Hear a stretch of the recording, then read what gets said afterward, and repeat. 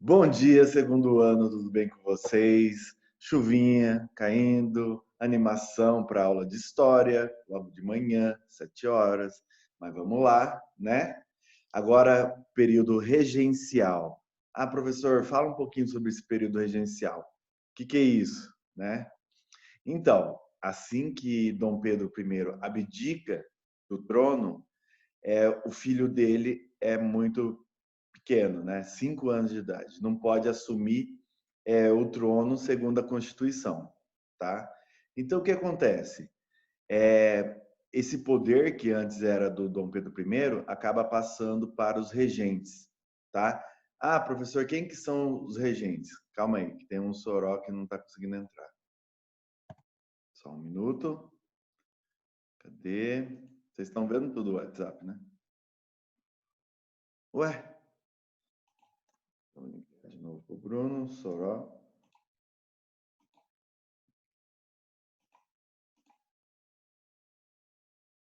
Tá.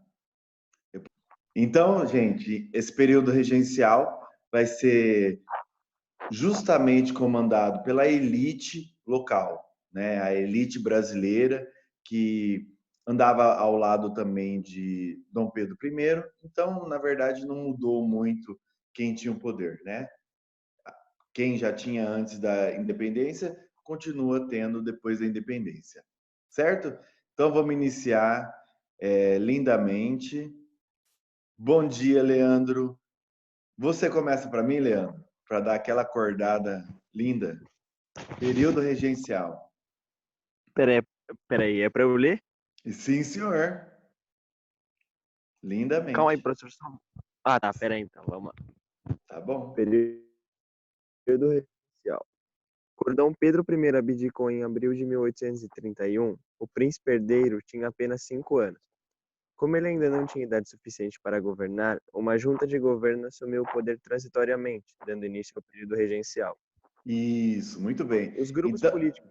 só um minutinho, Leandro. Então, é o que eu falei para vocês. Filho de Dom Pedro, muito pequeno, não tinha capacidade, não tinha, dentro da lei, da Constituição, ele não poderia assumir, né? Não é nem questão de capacidade, questão de lei mesmo. Pode continuar, Leandro. Os grupos políticos que antes se uniram em oposição a Dom Pedro I, depois de sua abdicação, voltaram a divergir e defender interesses distintos. Deste modo, durante o período regencial, a política brasileira ficou dividida entre três grupos: o dos liberais moderados, o dos liberais exaltados e dos liberais restauradores. Só um minuto, Leandro. Então, gente, é exatamente isso. Ah, professor, toda essa elite pensava igual? Obviamente que não, né? Vamos colocar várias coisas que vão influenciar a não ser todo mundo pensar igual. Primeiro, a origem. Ah, como assim, professor? Os portugueses que continuaram no Brasil depois da independência, obviamente que o pensamento dele vai ser outro, né? Totalmente restaurador, trazer de novo Dom Pedro I, não quero mudanças no Brasil. Esse vai ser uma das ideologias. E as outras vai ser influenciada pelo iluminismo, por exemplo, que a gente está trabalhando até em sociologia, né? Então, esse iluminismo, ideais de liberdade econômica, né, que é principalmente os liberais, vai também influenciar os brasileiros, tá?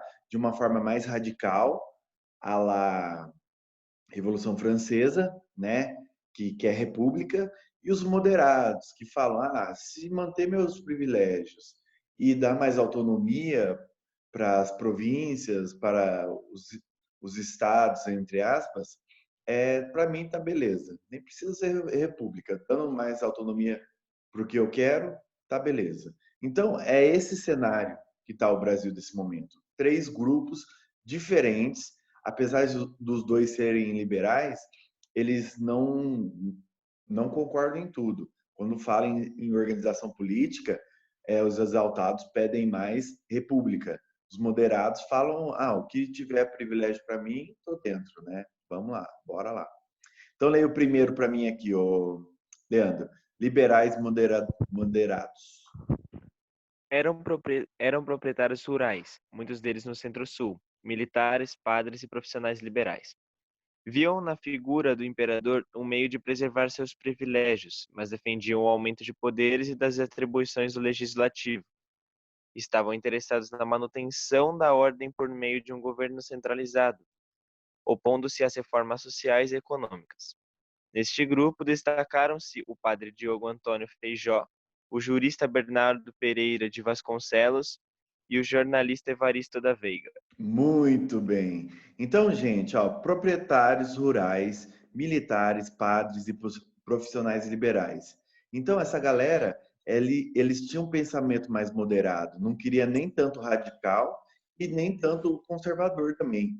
Não querem também restabelecer os portugueses no Brasil, porque agora é independência, não queremos mais ver nenhum português tomando conta daqui. Deixa com nós, né?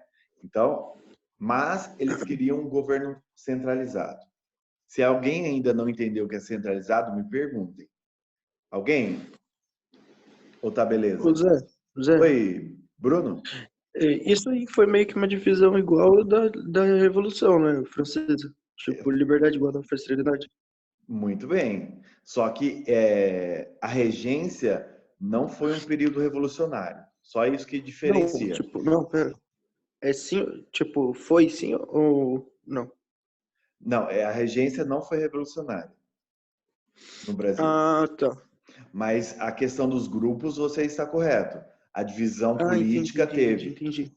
Porque na Revolução Francesa também teve os jacobinos, teve os girondinos, planícies, sans-culottes. Então, realmente teve uma divisão política. Mas a diferença é que aqui no Brasil não tem nada de revolucionário, né? Na verdade, nunca teve. Nem na independência. Diferente dos Estados Unidos, que teve uma revolução, aqui no Brasil não teve, tá? Entendi. Continuando os Obrigado. moderados, ele queria a centralização do poder. Então, se colocasse um cara lá que comandasse geral, tá ótimo. Vamos lá. Se manter meus privilégios, está tudo na boa, tá? Essa era a visão dos moderados. E esse Diogo Feijó aí que eu falei, que eu grifei para vocês, vai ser o primeiro regente do período chamado Regência Una. Só vai ter um regente comandando. Por isso que eu pedi para grifar aí. Continue para mim. Luigi, leia para mim, para você também acordar. Liberais exaltados. Em aula você lê. Não faz te dar um murro. Luigi. Ah.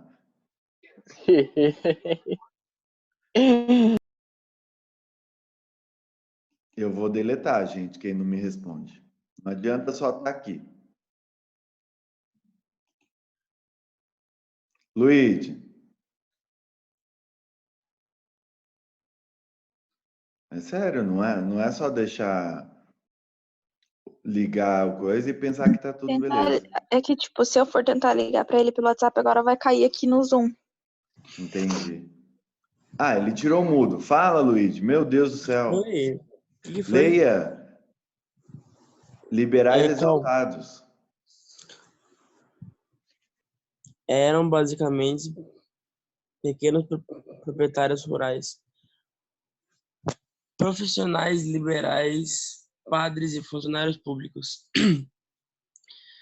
Defendiam mais autonomia para as províncias em uma monarquia descentralizada, ou até mesmo em uma república.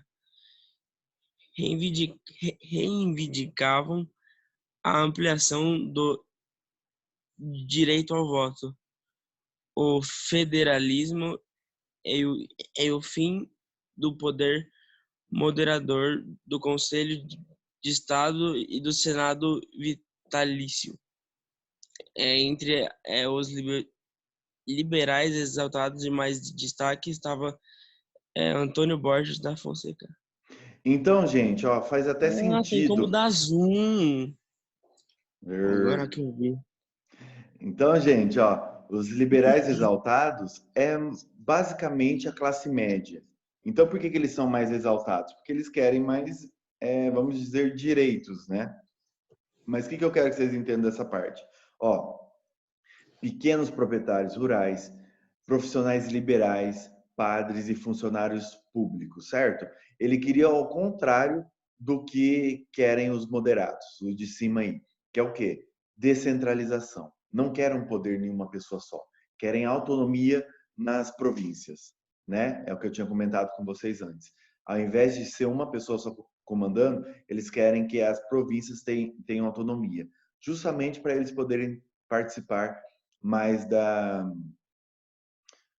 política nacional, enfim. E também falaram que eles aceitam até república, por isso são exaltados. Entre aspas, né? República hoje é uma coisa padrão. A ampliação do voto, uma coisa importante que eles querem, participação política. Federalismo. Ah, professor, o que é federalismo? É o que o Brasil é hoje. Quando a gente fala em república federativa, quer dizer que ela dá autonomia para os estados. Ou seja, o estado de São Paulo vai ter o seu legislativo, vai ter o seu executivo, né? Vai ter o seu judiciário. Então, quando nós falamos em federalismo, federalismo, nós estamos dando mais autonomia para os estados. E é isso que eles queriam. Como eu já falei ali em cima, descentralização, mais poder para as províncias. Fim do poder moderador é óbvio, né? Se eu quero descentralizar, eu tiro o poder do monarca, que vai ser futuramente, né? Conselho de Estado não precisa mais ter conselheiros do Estado, porque não tem mais rei, né? São os regentes. E Senado vitalício, eles não querem que entre uma pessoa no Senado e fique até morrer. Não, quer que troca isso com mais frequência, certo? Continue para mim, Matheus, por favor.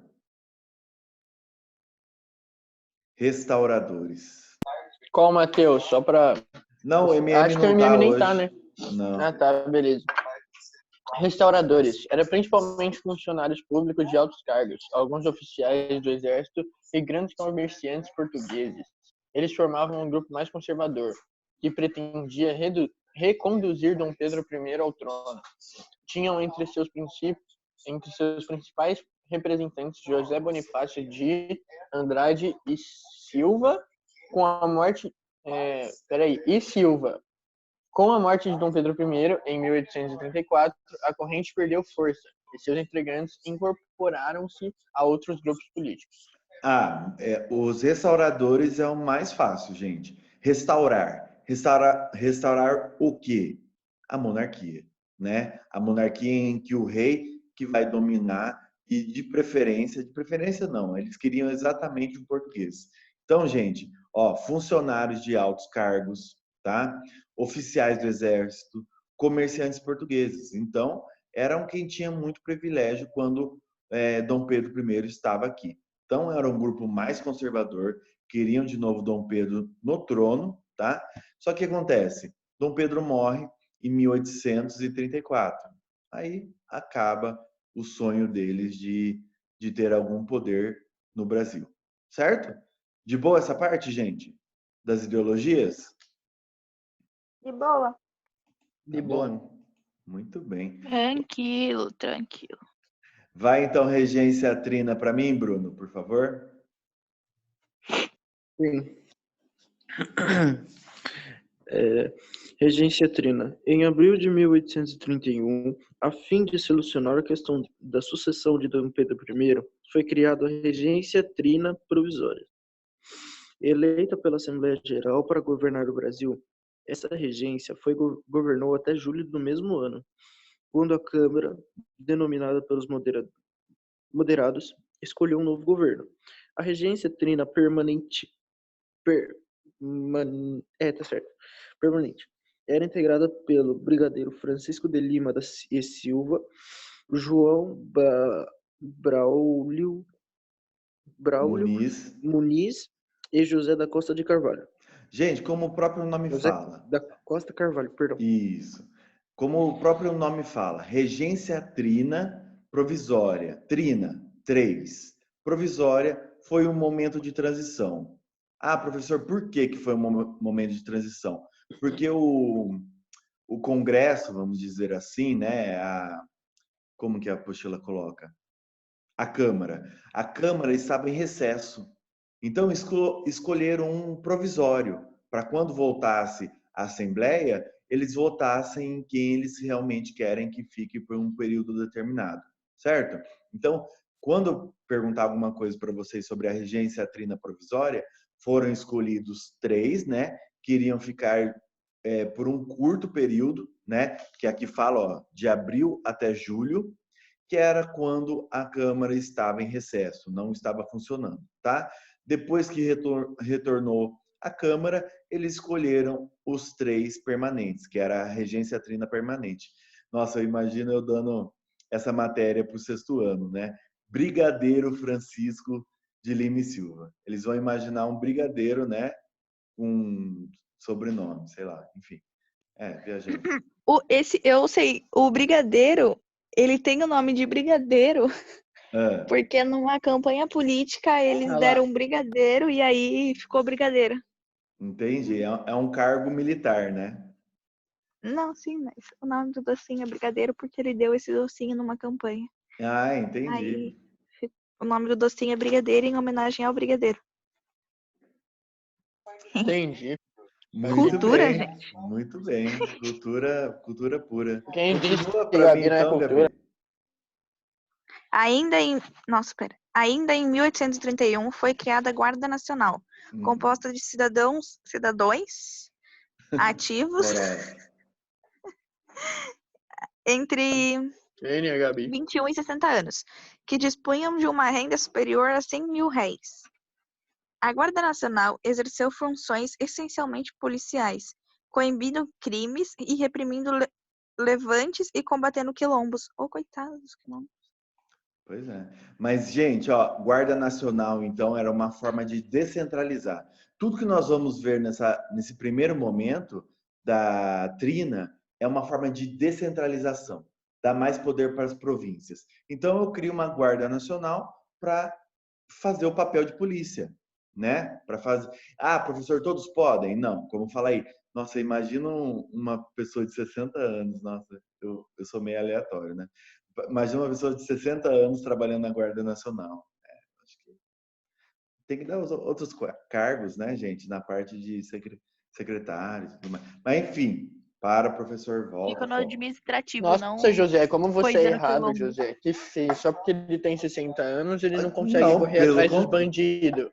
pelo Preconceito. contrário, tem que deixar ele na Só porque parte ele é velho e meio administrativa. gordo, ele não consegue correr atrás de bandido. Eu não tô falando que tem que demitir ele, ô Tô Soró. ligado. Você deixou tudo aí em meio às linhas que você 3, deixou. 2, 1, foco. Então, gente, o que acontece? Não é todo mundo que poderia participar da Guarda Nacional. Tinha que ter uma renda de 100 mil réis. Era a mesma renda para você votar. Lembra que eu falei para vocês? Voto censitário? Tinha que ter uma renda, tudo mais, para você conseguir votar. É a mesma coisa com a Guarda Nacional. Se você não tivesse essa renda superior a 100 mil réis, você não poderia fazer parte da Guarda Nacional, tá? Qual a função, professor? Policial, tá? Crimes, levantes e até combater os quilombos, que era uma forma, pensando no período, né? Muitas pessoas, muitos ricos tinham escravos, então obviamente que a Guarda Nacional, o Estado vai ajudar essa galera. Pode continuar, Gabi. No ano seguinte, No ano seguinte foi aprovado o Código de Processo Criminal, que fixou as normas para a aplicação da justiça. O código deu mais poder aos juízes de paz eleitos em cada localidade, que passaram a ter o direito de julgar e prender pessoas acusadas de cometer pequenas infrações. Melhor. A descentralização do sistema judiciário acabou reforçando o poder da aristocracia agrária. aí, os Soros que Olha a cara do querem maninho. os Soros que querem direito, gente do céu, vocês vão ver, vão lembrar do professor de história na hora que estiverem vendo de novo esse Código de Processo Criminal, Juiz da Paz. Nossa Senhora, com certeza vão ver muito isso. Padrão, né, professor? Padrão. Padrão. Então, gente, esse Código de Processo Criminal é uma forma de você descentralizar o poder, de você dar o poder para quem? Para quem que vai esses poderes? Províncias, né? Eu coloco um juiz da paz em cada província e ele vai poder ter uma certa autonomia. né? Ele vai poder julgar certos crimes, né? Obviamente que são pequenas infrações, tudo que for muito grande é o Rio de Janeiro que vai dar conta em âmbito federal, né? Mas tudo que for de médio a pequeno porte, o juiz da paz que dá conta. Não precisa, é o que é hoje, né? Separado por estados e tudo mais. Mas naquela época era tudo federal, né? Tudo, qualquer problema que desse nas províncias, o âmbito federal que dava conta. Agora não. Com essa descentralização, coloca um juiz da paz em cada província e ele que vai dar conta desses pequenos e médios BOs, tá? Podemos? Yes? Podemos. Tá bom, então vamos para a próxima página. Ato adicional, ó, não para nunca, né? A questão de leis. Vamos lá. Mudar a Constituição, porque lembrando, a Constituição foi de 1824, né? Foi colocada por Dom Pedro I, poder moderador, e nós estamos falando de descentralização. Como que a gente vai descentralizar, dar mais poder para as províncias, sendo que a Constituição de 1824 é totalmente centralizadora, totalmente dando poder a Dom Pedro I. Então, eles acabam mudando a Constituição. Vamos entender como que é essa mudança. Leia para mim. Gabriel, por favor.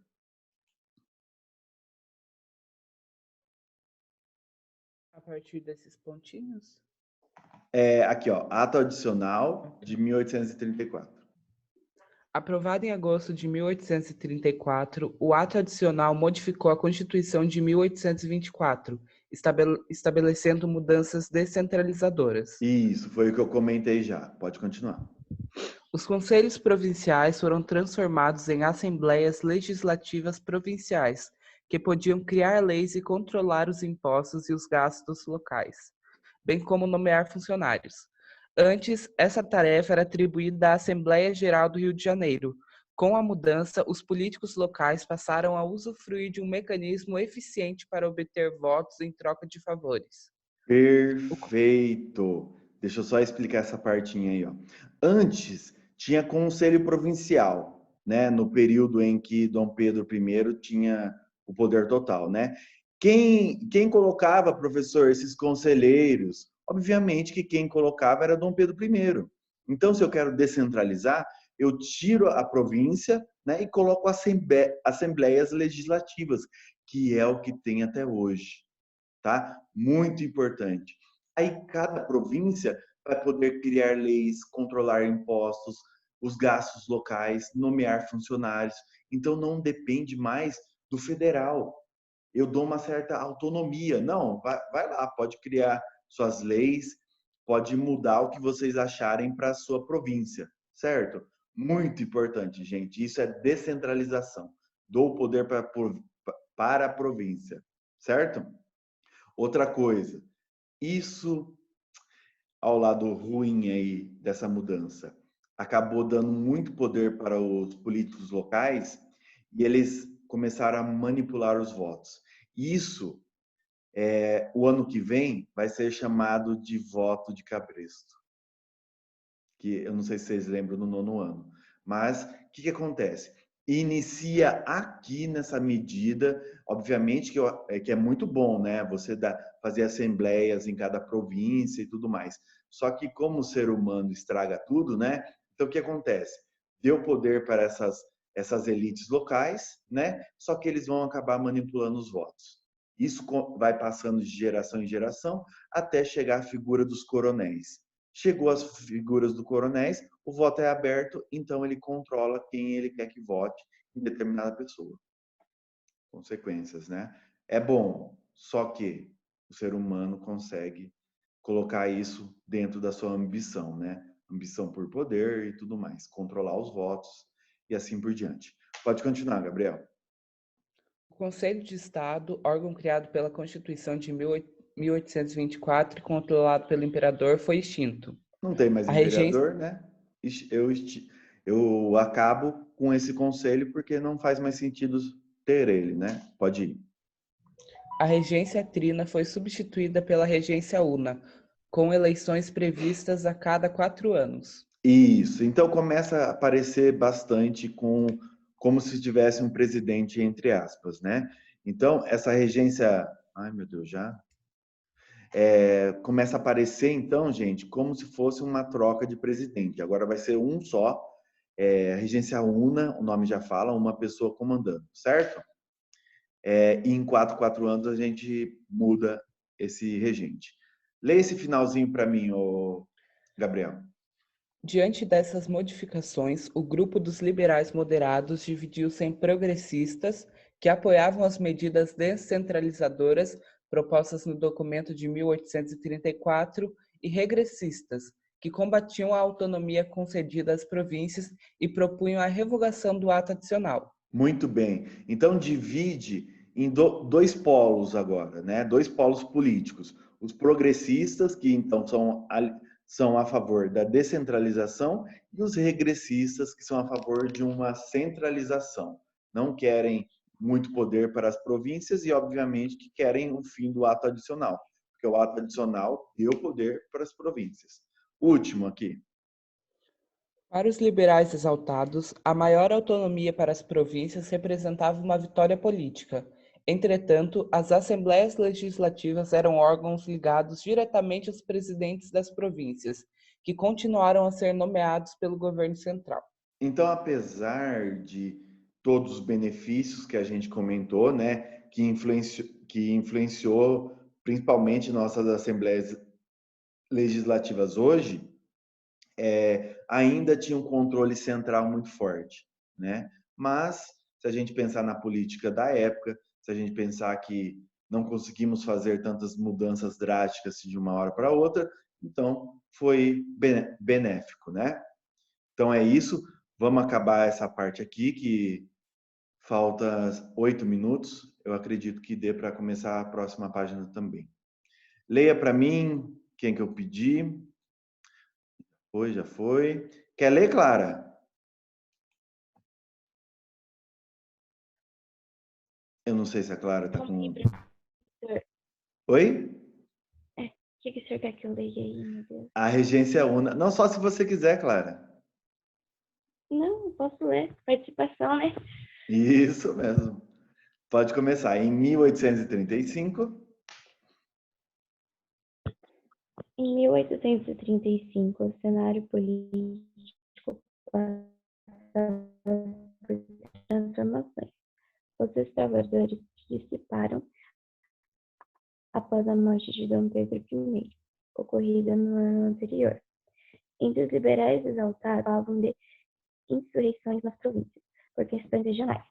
Nessa conjuntura, houve pela primeira vez as eleições para o chefe do governo, das quais saiu vitorioso o padre Diogo Antônio Feijó, liberal e moderado,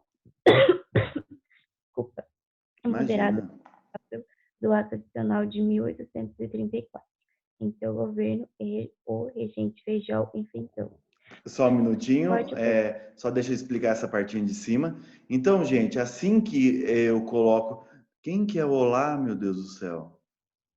Tá pedindo para entrar um tarde olá. Ah, óbvio que eu não vou deixar, né? Deve ser o Rafael. Era a Camille, não era? A Camille. Olá? Tem certeza, gente? Não, tô perguntando. Ah, não sei.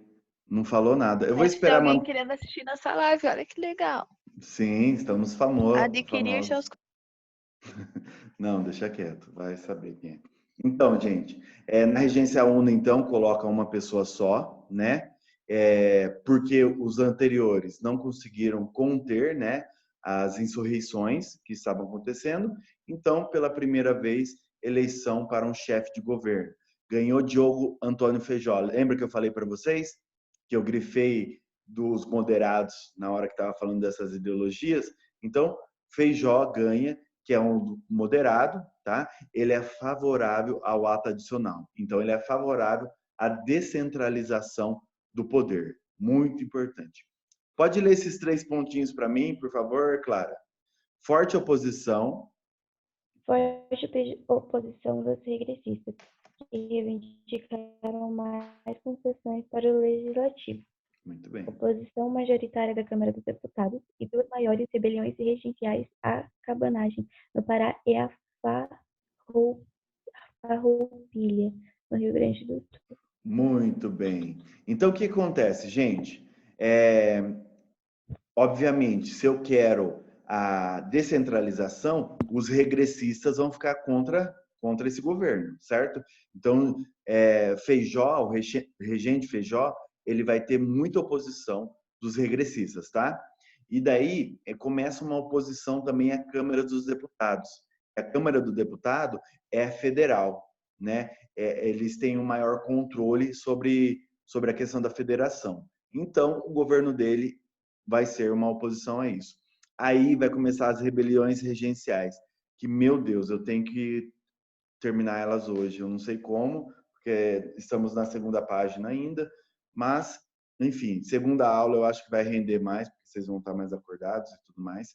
Daí eu posso dar uma aceleradinha maior, certo? Nós vamos ver isso depois. Depois vocês mandem, gente, para colocar o nome certo. Enfim, falta também 4 minutos. Eu não vou aceitar essa pessoa que eu nem sei e falta só 4 minutos, não vai fazer diferença. Leia para mim, para finalizar a aula. Matheus, pode ir lá. O desgaste entre o Executivo e o Legislativo agravou-se em 1837, quando a maioria regressista venceu a eleição para o Legislativo. No mesmo ano, Feijó renunciou ao cargo de regente, sob fortes críticas para não ter reprimido as insurreições com a força necessária. O senador regressista Pedro de Araújo Lima assumiu interinamente o poder executivo, dando início ao processo de centralização política do muito Império. importante, Matheus. Muito bem. Então, o que acontece? Os descentralizadores, né, que queriam o poder dividido, acabam perdendo, né? Perdeu a força. Com isso, o Feijó, né, o regente Feijó, ele começa a também não ter apoio, porque ele era a favor da descentralização. Começou a ganhar os centralizadores, certo? Então começou esse choque. Então ele preferiu abandonar. Aí assume o poder um regressista, né, que ele quer o poder centralizado, Pedro de Araújo. Falam que ele é super repressor, né, super autoritário, tanto que essas revoltas ele vai tratar com muita violência, né? As revoltas regenciais que a gente vai ver mais para frente. Então ele chega no poder executivo, inicia a centralização. Próxima página nós vamos ver quais mudanças na lei que ele fez para centralizar o poder. Finaliza ali para mim, Matheus. O restabelecimento da ordem e a manutenção da unidade territorial estavam entre as preocupações do novo governo. Assim, em 1840, foi publicada a Lei de Interpretação do Ato Adicional, que diminui a autonomia legislativa, que concedia às províncias em 1834, devolvendo ao Senado e à Câmara no Rio de Janeiro o poder de legislar. Muito bem. Então é o seguinte, o que essas pessoas queriam agora para ter esse regressista no poder? Queriam restabelecer a ordem. Como assim, professor? Revoltas. Não estavam conseguindo conter as revoltas, daí falaram, não, tem que ter ordem. E a manutenção da unidade, porque muitos, igual o Rio Grande do Sul, a Farroupilha, queria que acabasse, né, desligasse o Rio Grande do Sul do Brasil. Então, eles queriam unidade territorial, não queriam que acabasse, que começassem a ter independências separadas, certo? E também outra coisa, faz a lei de interpretação do ato adicional, certo? Diminui o poder legislativo das províncias, que antes tinha, né, do ato adicional, e agora dá o poder total para o Senado e a Câmara, tá? Então, quem poderia criar leis? Só o Senado e a Câmara, que é federal. Certo, gente? Ai, meu Deus do céu. Tô correndo. Falta um minuto. Professor. Oi, Clara. Interromper.